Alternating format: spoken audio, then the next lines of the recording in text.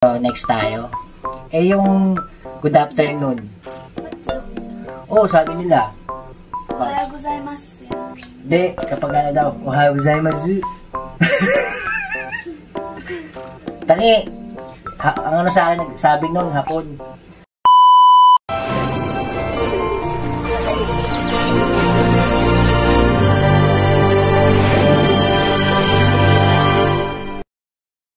So yun, hello mga makamakulits. Andito naman tayo sa panibagong araw. Panibagong sigla at saya. At huwag niyong kakalimutan, mag-subscribe, Makulits Vlog, FB channel, Makulits Vlog. At ngayon ay magninihongo lesson tayo. Basic lang mga guys. At kasama natin si Iris Shine, Kira Shine. So yan guys, andito na naman tayo sa panibagong content at magpapaturo tayo sa aking panginanak si Akira ng basic ni Nihongo lesson. Ang ingay ng heater, pasensya na kayo. Sumindi. So, Akira, halika dito. At Irie. Say hi to my vlog. Hi, vlog. Yes. Hi, vlog. This is Iris Shine and Akira. Ngayon, tatanong natin sa aking panganay-nanak kung ano ang good morning. Ano ang good morning sa Japanese? Ohayou gozaimasu. So yun. Ohayou gozaimasu daw guys. Ang good morning ay ohayou gozaimasu. Ang pagkakaalam ko nun guys, mga kamakulits, pag binanggit nyo ang ohayou gozaimasu, mas gusto ng Hapon na binuubo yung masu. Ohayou gozaimasu. Parang ganun na. Correct me if I'm wrong pero yun lang ang pagkakalam ko. So next tayo. Yung good afternoon. Oh, sabi nila. Ohayou gozaimasu. Yan lang. De, kapag ano daw, ohayou gozaimasu. Tangi, ang ano sa akin, sabi nun, Hapon, kailangan binubuo yung masu. Nantay sa konnichiwa. Sana, good afternoon. Oh, anong Nihongo ng good afternoon? Konnichiwa. Yun. Konnichiwa.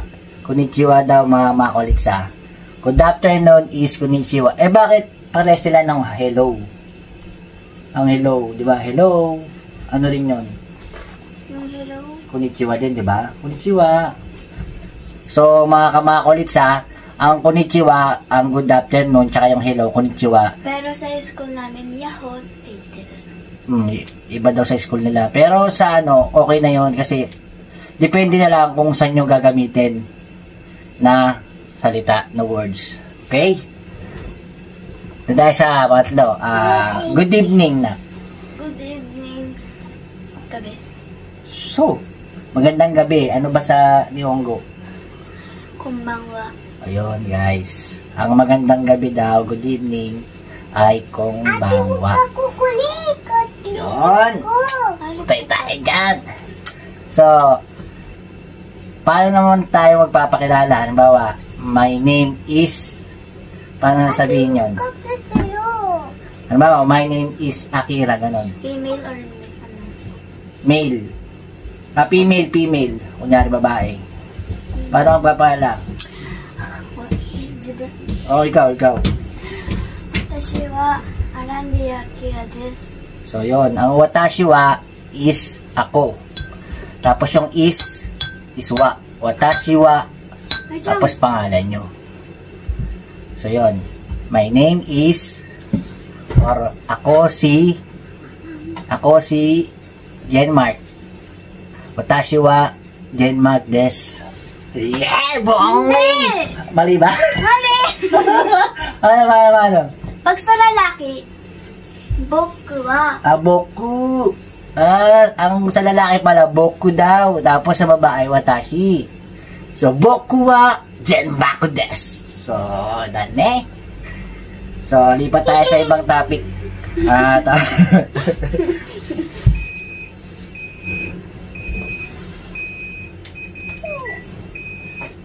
Naglolo ko yung heater.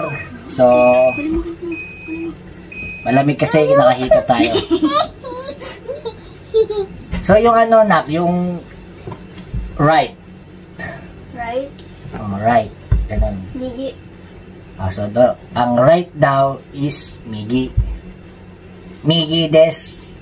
Ganun. Yung left. Hidari. Yung left ay hidari. Galing natin yung mga kamakulit sa pag-aralan nyo to. Kahit basic lang to. Rock and roll. Yung ano, taas. Ue. Yung taas daw, we. We.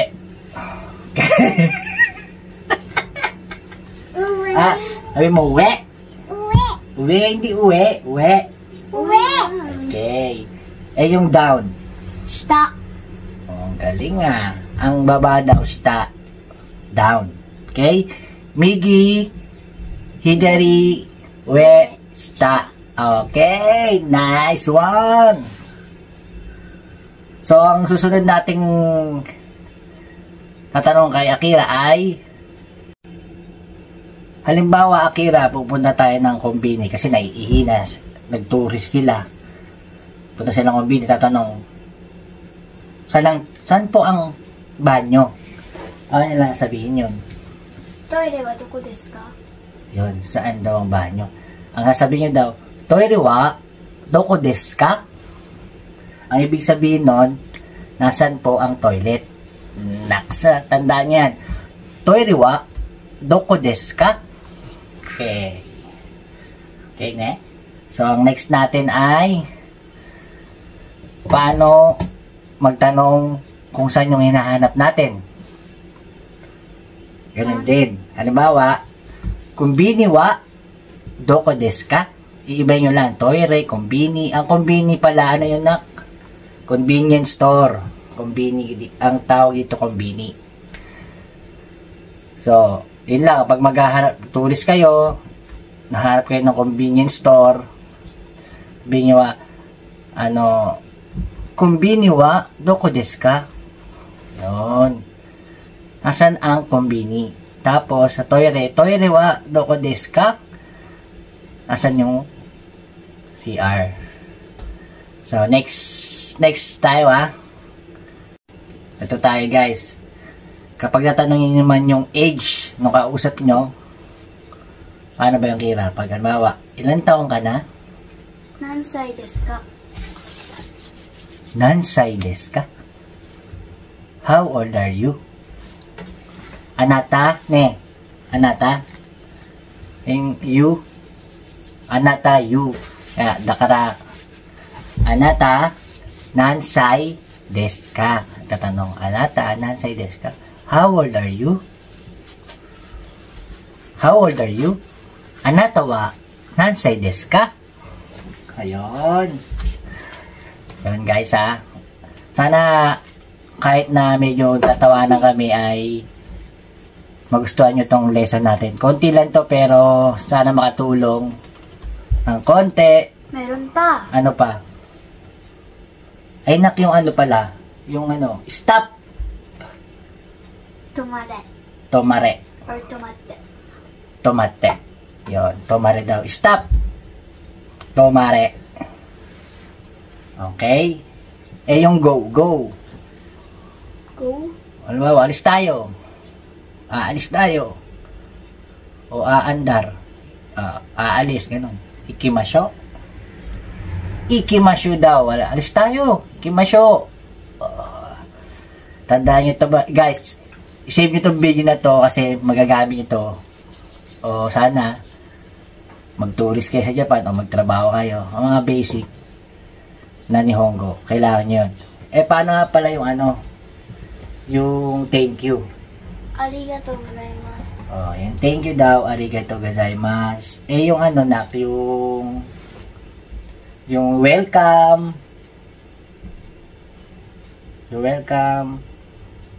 You're welcome. Doitash. Ang welcome, guys, mga kamakols. Doitashimashite. Okay. Sabi ng anak ko, ano daw yung Nihongo ng pogi. Ano ba yung Nihongo ng pogi? Kakui. Kakuy, oh. Kakuy. Kakuy. Pogi.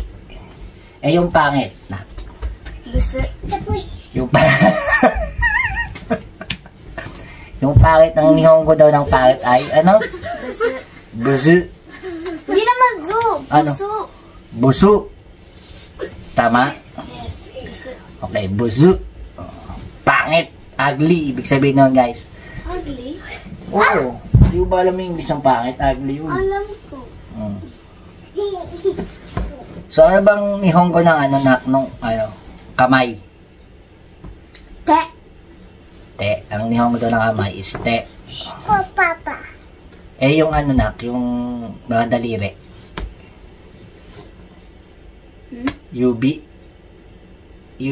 Tinatawag kami ng ito sa yubi, nakayubi. Medyo mahirap na yun, guys. Huwag na natin yung tuloy. Mahirap yung mga daliri daw. Iba-iba daw. Ewan ko dito. Kasi di tayo nag-aaral sa Japan eh. Kaya... Pero yung mga basic lang kanina, yun yung mga basic yun. Ano yun? Migi, hidari, we, shita. Ay, yung back, likod. Ushiro. Yung likod. Ushiro. Yun. Ushiro. Likod yun. Back. Eh, yung front. Mae. Yung front daw, mae. Ushiro. Mae. We. Migi. Shita. Sigaw niya. We. Migi. Hidari. Shita. Mae. Ushiro. So. Tandaan nyo yun, guys, ha. Okay. Tapos, ano pa bang magandang, comment down below kayo kung may mga gusto kayong itanong. Hindi ako makakasagot doon dahil si Akira ang nag-aaral dito sa Japan. Kung may gusto kayong katanungan about dito sa mga Nihongo, siya nakakalam. Yon. Yung, ano ba daw ang Nihongo ng maganda? Kasagutin ni Akira. Ano ba Nihongo ng maganda? Kawaii or cute. Kirei yung maganda. Tapos yung kawaii. Okay, yung kirei daw is maganda. Tapos ang cute is kawaii. Yung maganda is kirei. Yung cute is kawaii. Kawaii. Ito yung kawaii. Si Bunso nga pala, si Irene, hindi pa siya gaano marunong salita ng Nihongo. Kaya ang problema namin itong pasokan ng April, baka mahirapan sa pagpasok. Pero doon na rin yan matututo si Akira kasi pumunta dito, wala rin gaanong alam sa Nihongo. Nahirapan, pero yun, nakaya naman, marunong na siyang mag-kanji, sulat ng pan-Japanese. So, isip muna tayo ulit ng mga basic Nihongo. So, yun, meron akong isa pang naisip, yung masakit. Itay.